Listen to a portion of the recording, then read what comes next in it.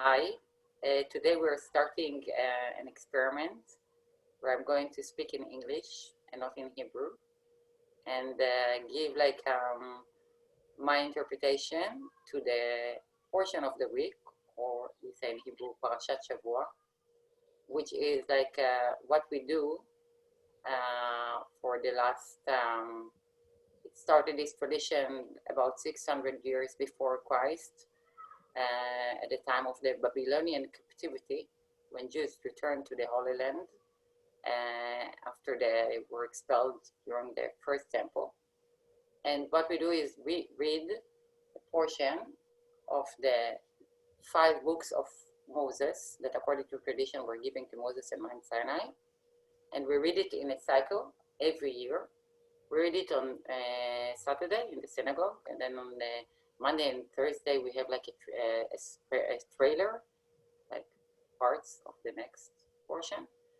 And so this is, I believe, one of the great Jewish secrets. I believe that there are like a lot of like secrets that are responsible for the evolution of the Jewish history as the creators of global economy and culture, unfortunately.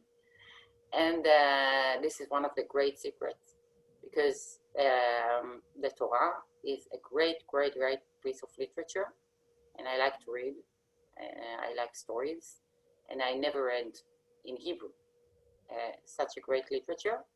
And I believe that we were supposed to keep this literature, and now it is the time that humanity should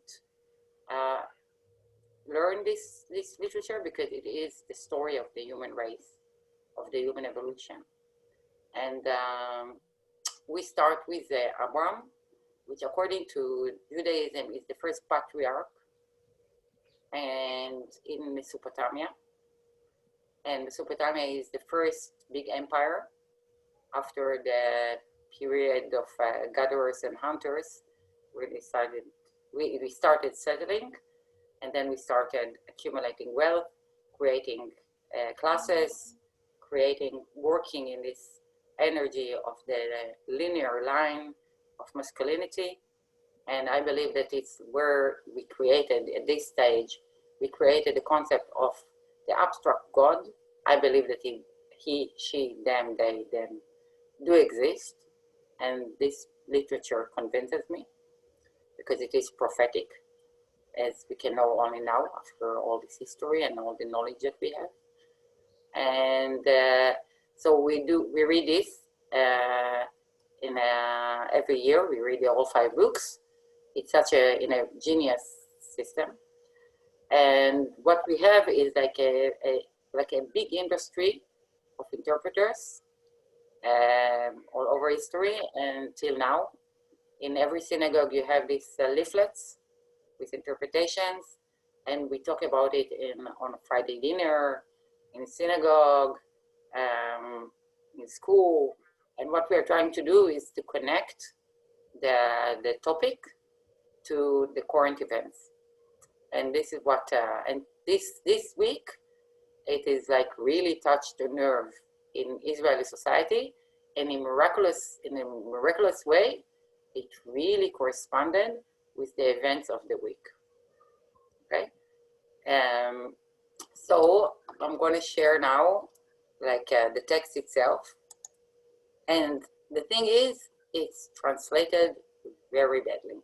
Like, I believe that it should be like translated again.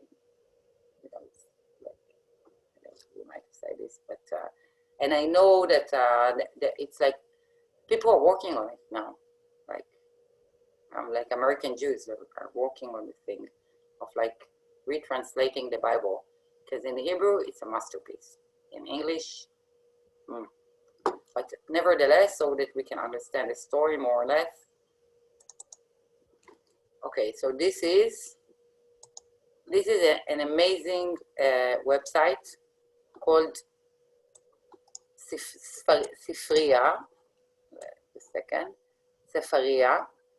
And it has, I think, like most of the Jewish texts, like in Hebrew and English. yeah, it's an amazing, very important. And so every portion is a bit different. So it can really vary between like really like amazing stories or like boring lists of commandments, or but this portion is like, it has a lot of stories in it, and it varies. So we'll just go over like 3 things and connect and try to connect them all. Okay. Okay, here we have, this is something, this is the, for me, there are 2 big secrets of the Jewish tradition, religion, culture, whatever. One is the Torah, these 5 books. Yeah, the whole Bible is like, it's a great piece of literature, but this is very condensed and very basic. And in our, we have a lot of commandments. Learning the Torah is the essential. It's like the most important thing. It's like around this, everything evolves. And the second secret, we're going to talk about it now. And this is the real secret of Judaism and not Kabbalah. Okay? Kabbalah is something totally, it's like, this is not the Jewish secret. The Jewish secret is this, what I'm going to talk about. We're talking about the Jews, like according to the story, they fled Egypt, and then we were ordered to have this holiday, Passover, and it's all about remembering this major event. This is the most essential event in the Jewish history, and the most essential event in the Jewish history, and this is like the beginning of Marx, is running away from slavery. Okay? It's all about slavery, because we are talking about the beginning of patriarchy, the linear line, the pyramid, yeah? This structure. And this whole attempt, this all like, all this religion is all about how to fight slavery, how to deal with slavery, okay? So now we are in a stage, we are in the second, like we are in the desert now. It's the 4th book now, we are reading the book of Numbers. It says that this is the translation in English. In Hebrew, it's in the desert. And now we're in the 2nd year, so they're supposed to celebrate this holiday for the first time. But there is a problem. At this stage, you are supposed to sacrifice. They're still like sacrificing animals as part of the ritual, because at the time, this is what people did. And there are a few people that cannot do this, because the people who were exposed to dead people, to corpse, cannot do this. And so they address Moses, the leader, and ask him, what shall we do? And then Moses consults God, because at the time God was available. It was a very unique period. And God tells him, yeah, give them a second chance. And since then we have like what we call like a second Passover. Today it's not really important because we don't sacrifice anymore. We have some traditions concerning it. But at the time, like the idea is that you have exactly a month after, you have a second chance, okay? And this is an example, a unique example of the beginning of the evolution of the Jewish tradition, which is, which at its base, we have the oral Torah. Because we have Torah is like teaching, Torah is like, so we have this book, this written literature, and we have unwritten literature, which is an endless list of commandments, because in Judaism, it's a bit, Judaism and Islam are very, very connected. They have the same logic. It's not about belief, it's about practice. It's about belief, but mainly about, in Judaism, practice is very, very essential and too much. It became too much about practice. In Islam, still, belief is very strong.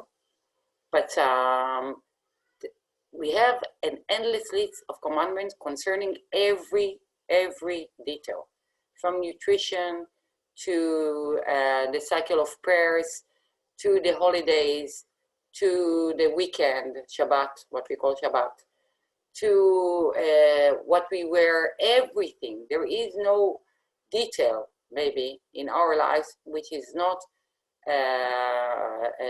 ruled by those commandments. So we have this, and then we can see this. It's also in this parasha that the Jews are, as they do all throughout the Torah, from the beginning of the Torah till the end of the Bible, the Jews are always sinning. They are considered to be the most sinful people. Okay, and actually, like every big piece of literature, the Bible is like a mirror. Yeah, it doesn't give you like a happy sunshine story. It gives you a reflection of the psychology and sociology of the people which are the most patriarchal and the most rebellious against God.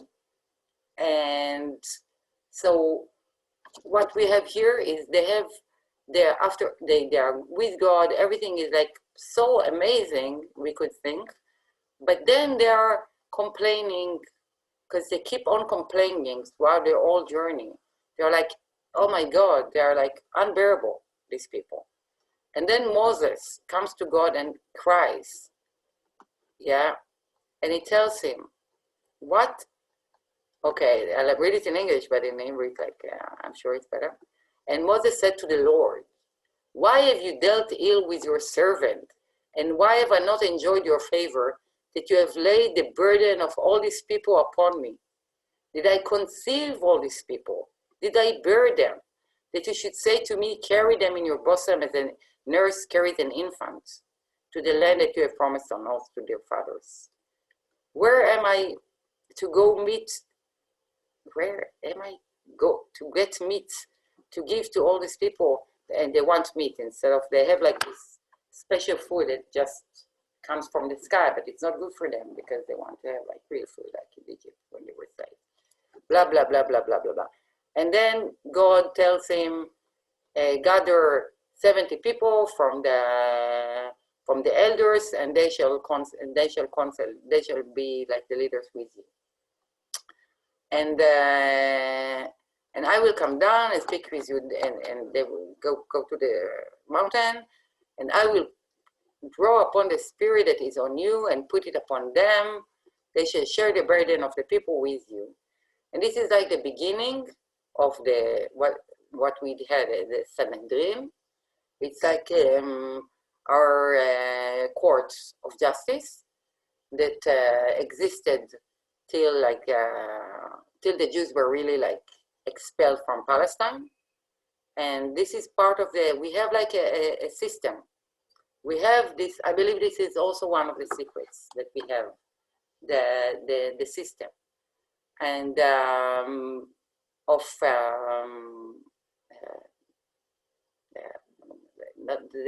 like political system. That we have like, it's like we have this different authorities, and we have the prophets that are like the artists that are with the morality, they preach morality, and we have the priests working in the temple, and they are really the servants. They are performing the materialistic worship, and we have the intellectuals, and they work as a parliament, and they replace the place of the prophet when God is no longer working in this immediate system where he had these prophets. And so this is a very important secret about the system, is that we have like a parliament of leaders from all the groups, from all the tribes, and they keep on interpreting, because when you have, it's like in this example about the second Passover, when you really have to practice the commandments, the idea is that the world keeps on changing materialistically. So you cannot give like a book of commandments without having like human authority that can keep on interpreting it. You have to have always, you have to, there has to be an evolution. And this is the big secret, that we believe in evolution. We believe in evolution, the evolution of the material part of the world, which is connected to the intellectual, spiritual, artistic part of the world. And it always goes together. The morality will evolve with the materialistic part of the world. And also, it's another like Jewish secret, is that we read the Torah, the written Torah, as literature, not as science and not as history, like the Christian read it. This is why we have no problem with science, because we don't have to believe that the world was created in 7 days. It can be, it is like now, like the intellectual or Jews don't think that the world was created in 7 days, and it's totally fine, because it is just it's just literature that wants to touch the mythology of the creation of the world, and it's not physics. It's not about that.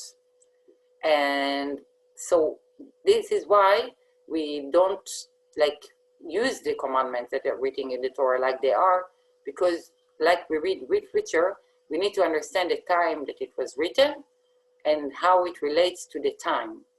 So this is why I believe that now, like the way we read the Torah is maybe the best, because there is like this irony that as we go like further in time, it's like we know more history, archaeology, so we can really understand more and more the references, and we know more about psychology and sociology and whatever, so we can understand the figures, we can understand the rational, and this is the way I interpret the Torah. This is my method, is to incorporate everything that we know today into this interpretation. Okay, so now we have this, and now let's move to this was the theme that I talked about. We do this lesson in Hebrew every week, so we talked about it, and this is how this parasha relates in a miraculous way to the events of this week. We have Moses comes in with the family. He was okay. I believe a lot of people know this story, but anyway, at the time when he was born, there was like Pharaoh, the king of Egypt, ordered to kill all the boys, all the Israelite boys. So his mother put him in an ark in the river and the Nile, and his sister watched over him. This is and Miriam. She is considered to be a prophet and a leader. And when God gave Moses the command to be the leader, he told him, "Well, I stutter. I'm not." So he gave him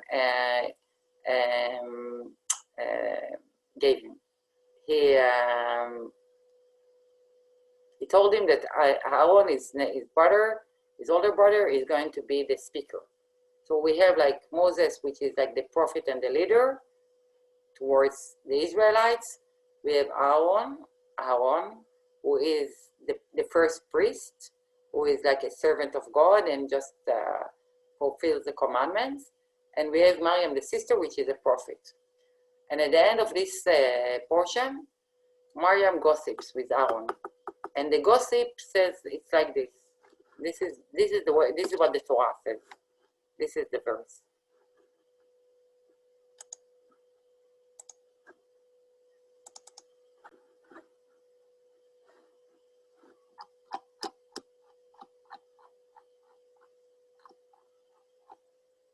Okay.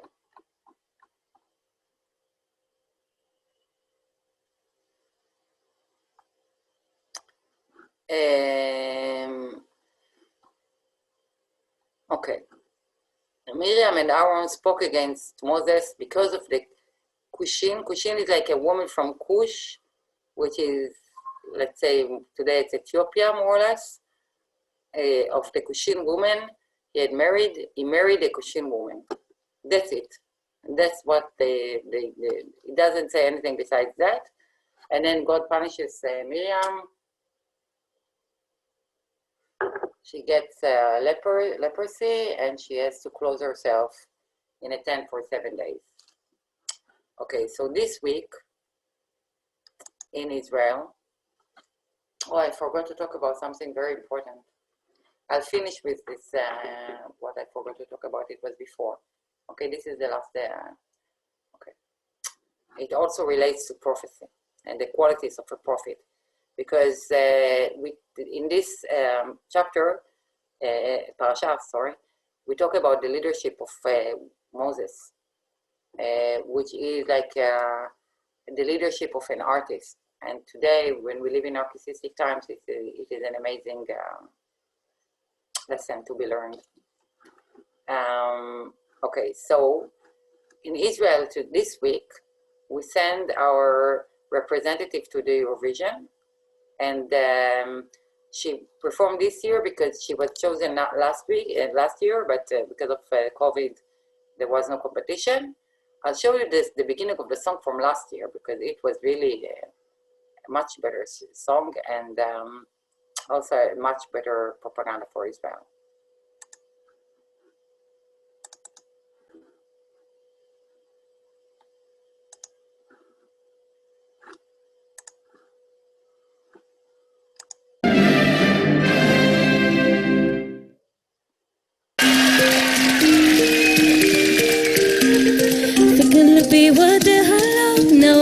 I love you.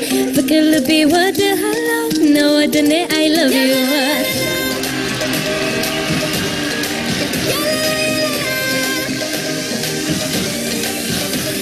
Once upon a time, I was looking for. I'll go to the. Tonight is our story. We celebrate the glory. We have no shame. I'm not ashamed to love you. Tonight I'm gonna find you. I call your name.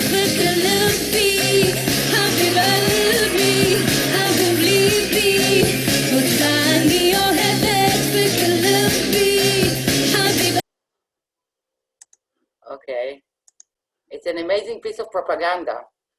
We bring it's an Ethiopian girl, and she sings in Arabic and Hebrew. I love you, in Amharic, in Arabic and Hebrew. It's amazing. And the same year, like last year, look, it's amazing, the representation of Ethiopian women in the entertainment field. This is the national ceremony of the Independence Day. It was with no crowd because of COVID, very strange. אחד לשני, למרות ההבדלים, בזכות ההבדלים. מתחברים כדי להמשיך וליצור את הפלא הזה ששמו מדינת ישראל. קולות רבים, אבל לב אחד מחובר. Okay, one heart united. Yeah? And in the big brother,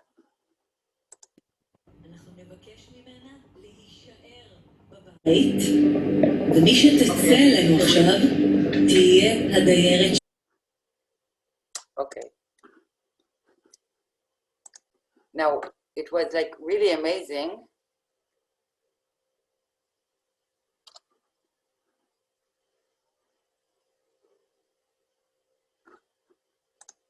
Oh, sorry. It was really exceptional this year, because at the same year, they were the biggest protests of the Ethiopian community in Israel, because the police in Israel is copy-pasting the police in the US, and there were a few cases of murder of guys from the Ethiopian community by the police, And at the summer of 2019, a policeman just went to a park. There were complaints or something, or here the group of teenagers, and he just killed a 19-year-old boy. And there were very big protests. I'll just one piece I found from the news about that.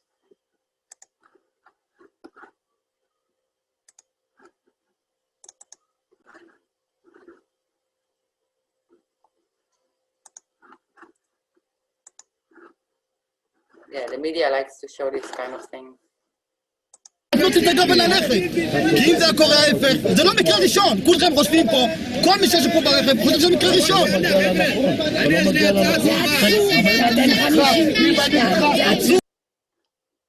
Let's find I'm going to show you how to take this old dresser drawer. עם סמי, שהוא באמת מכר טוב של משפחת טקה, אז בוקר טוב. בוקר טוב.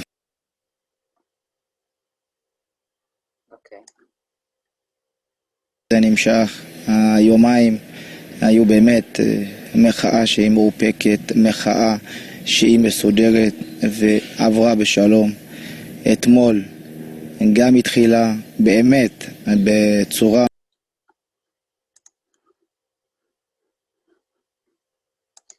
Okay, I was in this demonstration that they are showing, and it was amazing because it's like really the way the media works. Most of the time everything was quiet, and here in this piece there is an amazing, a remarkable editing, because while he is saying that this protest was organized, was quiet, they are showing these sides, but of course they chose to film like the only, what would seem like, and the headline says that it's anarchy. Yeah, and so what happened like in Israel was that at the time where the news showed those protests as anarchy and brutal and violent, and they interviewed the wife of the policeman and showed empathy to her side, in the entertainment industry, they did everything to blackwash, I don't know how to call it, Israel's oppression. And this year, the night that at the time of the Eurovision, it was exactly 30 years to the big operation that Israel glorifies itself with, that where they brought the Jews from Ethiopia. But actually, Israel refused to acknowledge Jews from Ethiopia for many years. And there are a few reasons why they brought the Jews. It was like a pressure from the American Judaism, because they were facing their own issues with African Americans, because the way the Jews are the middle upper class in the US, and the way they behave, their own racism.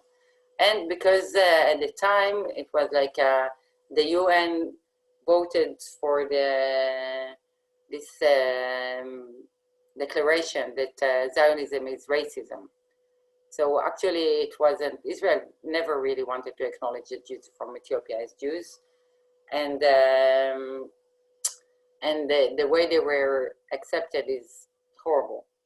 They like created this tension that now is like exploded.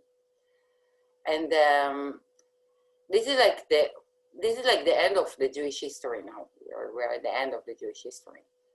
And what I found out before this lesson is we have this. We talked about like okay, in the Torah itself, there is nothing judgmental in the gossip of Miriam. She's just saying that Moses took a wife from Cush. Cush is a place. Nothing judgmental.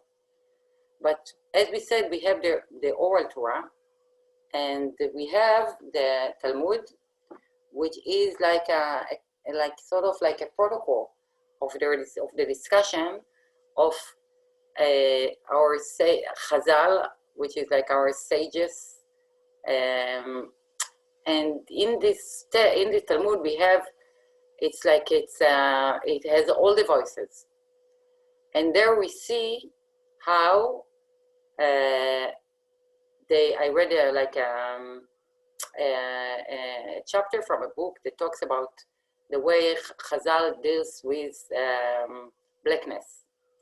And then I found out, and the idea is that we always evolve and think and know things. It's not like there are people which are like holy and they just know things beyond their times. We are always a product of our time. So the writer compares their attitude to the attitude towards black skin in the Roman Empire. And what he demonstrates there is that while the Romans thought that white skin, like German, Northern European white skin, and black African skin is unacceptable because their color was like somewhere in the middle. According to our intellectuals, that we also, there is a saying in the Talmud, our skin is like in the middle. We're like middle, we had like Middle Eastern complexion. They created an hierarchy. And they said, according to their view, the like white skin is beautiful. The German white skin is beautiful. And this is like unfortunately, this is like the evolution of the Jewish history. Because as we said, we started with the first patriarch, and patriarchy and masculine mind is about this linear line. And we evolved, and we were always like the avant-garde of this hierarchy, till we get to the stage where the only definition of Judaism today is whiteness and nationalism. Those are the two qualities, because most Jews do not practice Judaism and do not know. It's you need to know a lot. There is so much knowledge and information. And there is no such a thing as secular Jew. It's like being a Christian. It doesn't mean anything if you don't practice. It's all about practice and knowledge and knowing this literature. So most Jews their only identity as Jews is being Israeli and whiteness. And in terms of ideology, neoliberalism, and in terms of the skin itself. And for example, like in the 90s, there was this, I think that tens of thousands of Jews came from Ethiopia, and about 1 million from Russia. While it was known that like a lot of the people from Russia, in Russia there were no in communism, religions were prohibited. So I'm not talking about practice, and like even though there is no such thing as genetics, but Israel as an institution didn't give a fuck if the Jews from Russia are really Jews or not, while when it comes to it, the Ethiopian Jews, there is a group that stays there, that Israel doesn't acknowledge your Judaism, and they would just do everything to, okay? It was like a mirror. And it's like an evolution, which is very unfortunate. And I just realized like lately that Jews are actually the whitest group in the world. Because when we talk about white, we talked about like abstract thoughts and disconnecting yourself from the body, and the alienation and all this fucked up shit. And yeah, Jews are actually the whitest group in the world. And but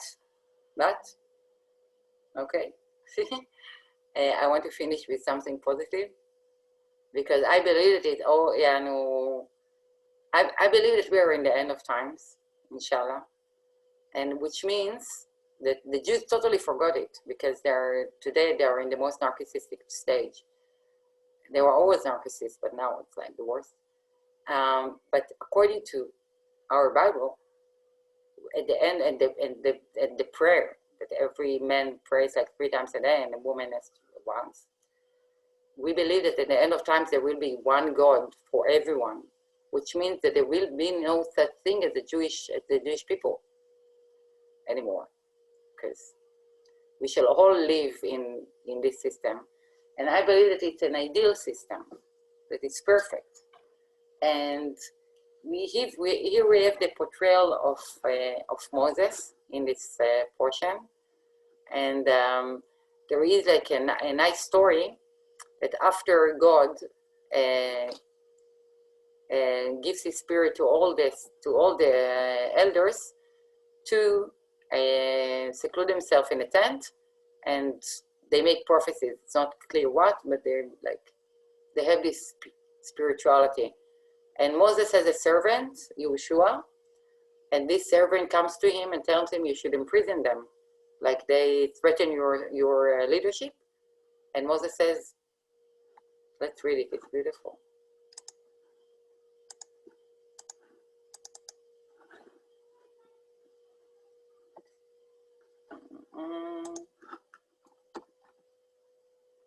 Okay. But Moses said to him, I wrote up on my account, would that all the Lord's people were prophets, that the Lord put his spirit upon them. Oh my God, it's not really the right translation. Okay, anyway, Moses said, okay, I wish everyone in Israel were a prophet. Okay, and this is amazing as an example of like, in this portion we have this sentence. Now Moses was a very humble man, more so than any other man on earth. Okay, so here we have like a revolutionary idea to our times, is that the prophet, the artist, this kind of leader is the most humble man on earth. And the idea is that like as a spiritual leader, you want to give love. And in love, the mathematics is that the more you give, there is more. It's like anti-capitalism. The rational is anti-capitalistic. And when during the night, I watched this astrologer. She is such a character. And I found her like when COVID started, and she really like had a prophecy about this. It was amazing. It was like a few years ago. She really like said that she had like, it's not like that something monumental is going to happen in this year, and blah blah blah blah blah. And then I started following her, and I just watched. Now I don't have a lot of patience. And then I said, okay, this is a kind of like miracle things that happen, miraculous things. And then she said like this, and I want to finish with this, because it was like what I said in the lesson, and the idea of sharing and humility and giving love as the right form of spiritual leadership. This is bracha. About the physicality. If you look at the physical world, yeah, if you've got a full tank of petrol, well, the physical things, if you drive enough miles or kilometers, it's going to be empty after a while. If you stock up your fridge, great, well, it's nicely stocked, and gradually you eat it, and it goes down, it dissolves. So the physical things, you use them, and as you use them, they diminish. But with the spiritual things, as you share the spiritual things, they grow. It's like when you light a candle.